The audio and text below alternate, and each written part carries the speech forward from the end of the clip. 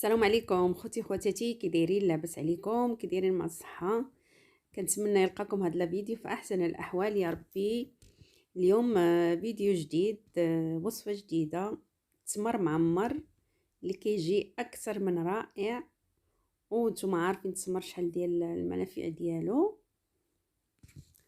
انا عندي هاد الكميه تاع التمر، غندوز نحيد ليه العظم او النوى بعد ما مسحته عفوا بالماء الزهر. وحتى العظم انا راني كنستعملو، ما كنرميش. هنا بعد ما مسحته وحيت ليه العظم كله، غادي نجيب واحد الحشوه. عندي هنا هذا الاناء، وعندي هنا اللوز اللي حمرته في الفران وطحنته بالقشره ديالو. عندي القرقاع وزريعه الكتان، وعندي واحد المعلقه صغيره ديال الحبه السوداء، حتى هي راه عارفين المنافع ديالها. صافي هذه هي الحشوه اللي غادي نحتاجو. غادي ندوز غنحتاج ليها معلقه صغيره القرفه. هاد المقطع ما عرفتش علاش تقطع ليا. معلقه صغيره القرفه والماء الزهر والعسل الحر، هي باش جمعته حصلت على واحد العقده اللي تكون متماسكه، اللي تقدر ملي نكوروها تكور معنا. صافي. وهذه الحشوه الثانيه حتى هي درت فيها الكاوكاو وشويه الزنجلان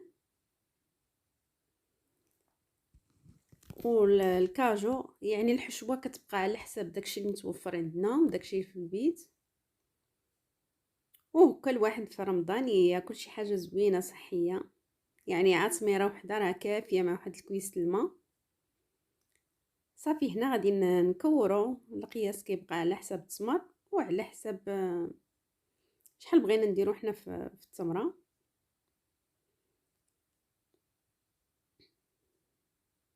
صافي. وغادي نبدا نعمر. هنا عندي التمر، غادي ندير جوج الطريقات. هذه جاتني شويه كبيره، غادي نقص منها.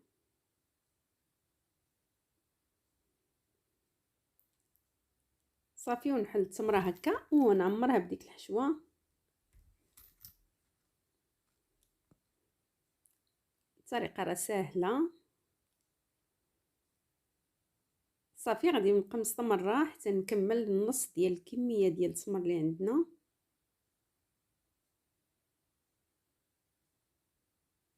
ساهل.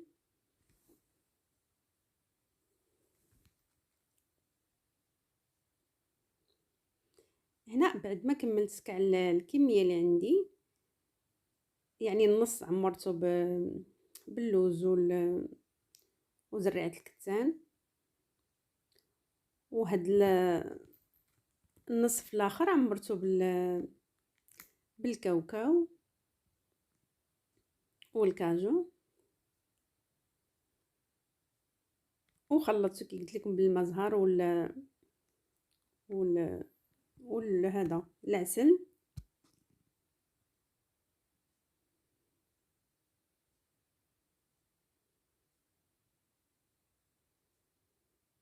صافي. وهادو ما كنخليش الحشوه تبقى باين، كنحاول عفوا نزيرها مزيان، نسد التمره كيف كانت في الاول.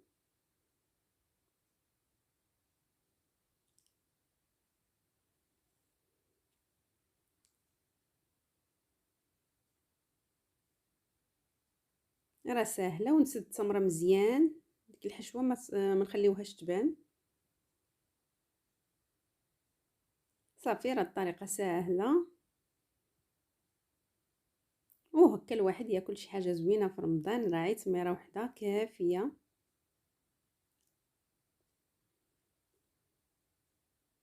وفي هذا الاثناء غندوزو نديكوريو التمر. انا عندي هنا القرقاع والكاجو، وعندي هاد الباري حتى هو راه زوين، داير بحال العنب المجفف، ولكن راه طبيعي غني بالمواد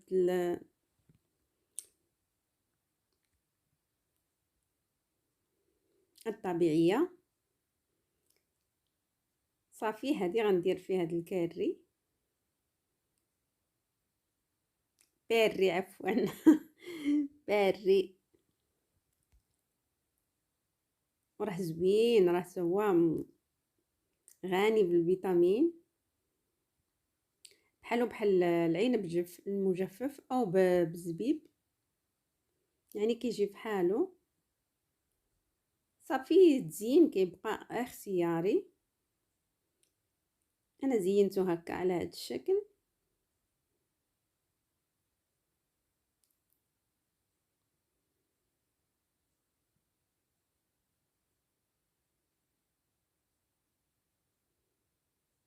صافي ودابا غادي ندوزو نزينو التمر بالكركاع.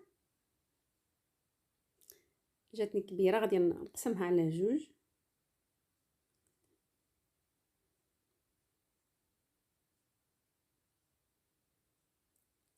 ساهل. ونبقى مستمره حتى نكمل الكميه اللي عندي. صافي كملت انا هاد الكميه اللي غنعمر. غندوز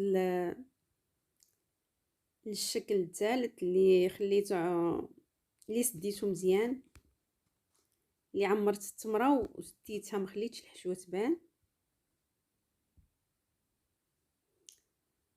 في هذا الاثناء ذوبت الشكلاط، يعني الشكلاط يكون شويه من الماركه المزيانه. درت فيه القليل من الزبده. وهنا نجيب واحد العود ديال الشوا. صافي وكنديرو في التمره هكا، وديك التمره نديرها في الشكلاط.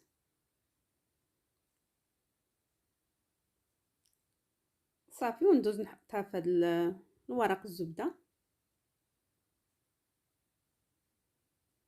ساهل، يعني هاد العود ديال الشوا باش يساعدنا نفندو هاد التمره في الشكلاط.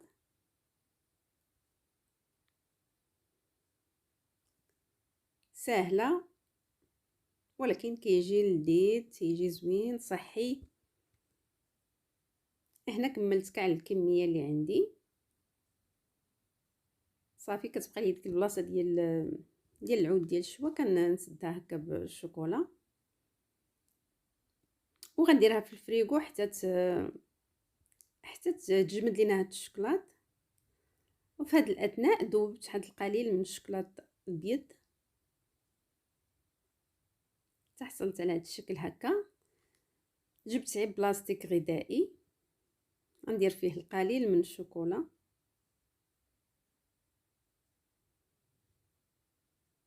يعني ساهله تزين، دائما كنقول كتبقى على حساب الرغبه، كل واحد كيزين بالطريقه اللي بغا. هنا غنقطع رقيقه. صافي وغندوز ندير خطوط هكا عشوائيه.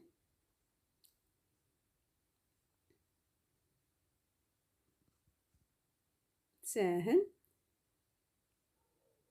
ولكن النتيجه كتجي مرضيه.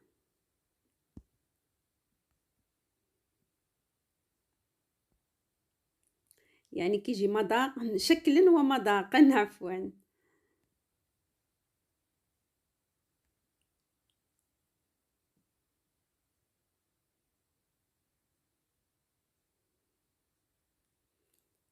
صافي هنا غادي ندخلها للثلاجه تتبرد شويه، داك الشكلاط الابيض يتماسك. وغندوز نديرو في كويرطات. انا عندي غير هاد الكويرطات جاوني كبار شويه.